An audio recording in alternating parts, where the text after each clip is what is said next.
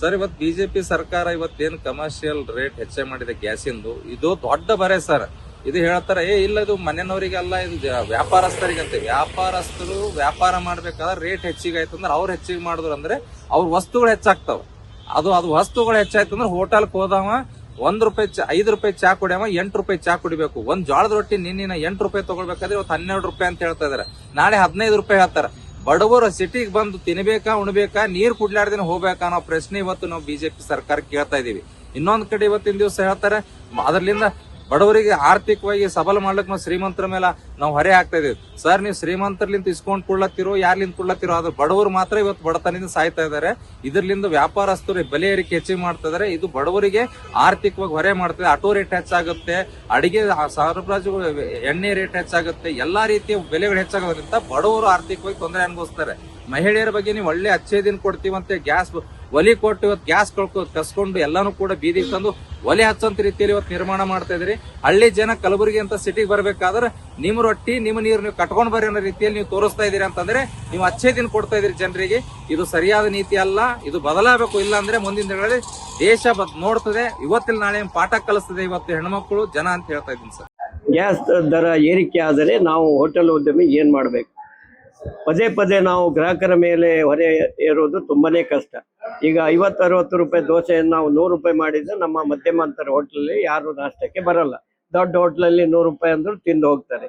ತುಂಬಾನೇ ಕಷ್ಟದ ಪರಿಸ್ಥಿತಿಯಲ್ಲಿ ಇರುವಾಗ ಎಟ್ ಎ ಟೈಮ್ ₹1000 ಮಾಡಿದ್ದು ತುಂಬಾನೇ ಕಷ್ಟ.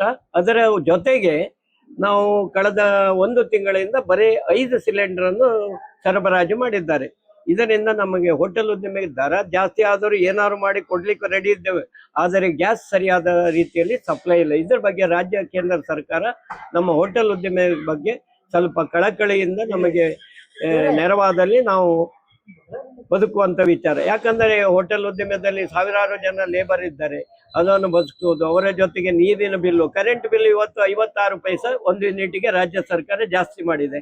ಇದರ ಕೇಳಿದರೆ ಕೇಂದ್ರ ಬಗ್ಗೆ ಕೈ ಮಾಡೋದು, ರಾಜ್ಯದ ಬಗ್ಗೆ ಅವ್ರು ಕೈ ಮಾಡೋದು. ನಾವು ಹೋಟೆಲ್ ಉದ್ಯಮ ಸಂಪೂರ್ಣವಾಗಿ ಕಡಕಚ್ಚಿ ಬಿತ್ತಿದೆ. ಇದೇ ತೀರ ಕೋವಿಡ್ಗಿಂತ ನಮ್ಮ ಪರಿಸ್ಥಿತಿ ತುಂಬಾನೇ ಕಷ್ಟವಾಗಿದೆ. ಈಗ 2350 ರೂಪಾಯಿಯನ್ನು 3150 ರೂಪಾಯಿಗೆ ಏರಿಕೆ ಆಗಿದೆ. ಈಗ ಫುಡ್ ಅಲ್ಲಿ ನಾವು ಪದೇ ಪದೇ ಜಾಸ್ತಿ ಮಾಡಿದ್ರೆ ಗ್ರಾಹಕರು ಎಲ್ಲಿಂದ ಕೊಡ್ತಾರೆ? ಅವರಿಗೆ ತುಂಬಲಾರದ ನಷ್ಟ. ಇದರ ಬಗ್ಗೆ ನಾವು ಚಿಂತನೆ ಮಾಡಬೇಕಾದ ಪರಿಸ್ಥಿತಿ ಬಂದಿದೆ. ಸದ್ಯಕ್ಕೆ ನಾವು ಯಾರು ಜಾಸ್ತಿ ಮಾಡಿಲ್ಲ. ದೊಡ್ಡ ದೊಡ್ಡ ಹೋಟೆಲ್, ನಾವು ಮಧ್ಯಮಾಂತರ ಯಾರು ಜಾಸ್ತಿ ಮಾಡಿಲ್ಲ. ತುಂಬಾನೇ ಕಷ್ಟದ ಪರಿಸ್ಥಿತಿ. ನಾವು ತಾಟ್ ಹಿಡಿದು ಭಿಕ್ಷೆ ಬೇಡುವಂತ ಪರಿಸ್ಥಿತಿ ಆಗಿದೆ. ಯಾಕಂದ್ರೆ ರಾಜ್ಯ ಆಗಲಿ ಕೇಂದ್ರ ಸರ್ಕಾರ ಹೋಟೆಲ್ ಉದ್ಯಮದ ಬಗ್ಗೆ ಎಲ್ಲೂ ನೆರವು ಚಾಚುವಂತ ವಿಚಾರ ತೋರಿಲ್ಲ. ಉಸ್ತುವಾರಿ ಮಂತ್ರಿ ಆಗಲಿ, ರಾಜ್ಯದ ಮಂತ್ರಿ ಆಗಲಿ, ಕೇಂದ್ರದ ಪ್ರಹ್ಲಾದ್ ಜೋಶಿ ಅವರಿಗೂ ನಾವು ಮನವಿಯನ್ನು ಕೊಟ್ಟಿದ್ದೆ. ಆಹಾರ ನಗರ ಸರಬರಾಜು ಅಂಕಿಅಂಶ ಕೊಡಿ, ರಾಜ್ಯಕ್ಕೆ ಎಷ್ಟು ಕಮರ್ಷಿಯಲ್ ಗ್ಯಾಸ್ ಅನ್ನು ಕೊಟ್ಟಿದ್ದೀರಾ ಅಂತ ಅಂಕಿಅಂಶ ಕೊಡಿ. ಮುನಿಯಪ್ಪನವರು ನೇರವಾಗಿ ಹೇಳ್ತಾರೆ, ಕೇಂದ್ರದವರು ಕಮರ್ಷಿಯಲ್ ಗ್ಯಾಸ್ ಕೊಡಲ್ಲ, ಅದರಿಂದ ನಮಗೆ ಸಪ್ಲೈ ಇಲ್ಲ ಅಂತಾರೆ. ಇದರ ಬಗ್ಗೆ ನಿಖರವಾದ ಅಂಕಿಅಂಶ ನಾವು ಕೊಟ್ಟಲ್ಲಿ ನಾವು ಅದರ ಬಗ್ಗೆ ಹೋರಾಟ ಮಾಡ್ತೇವೆ.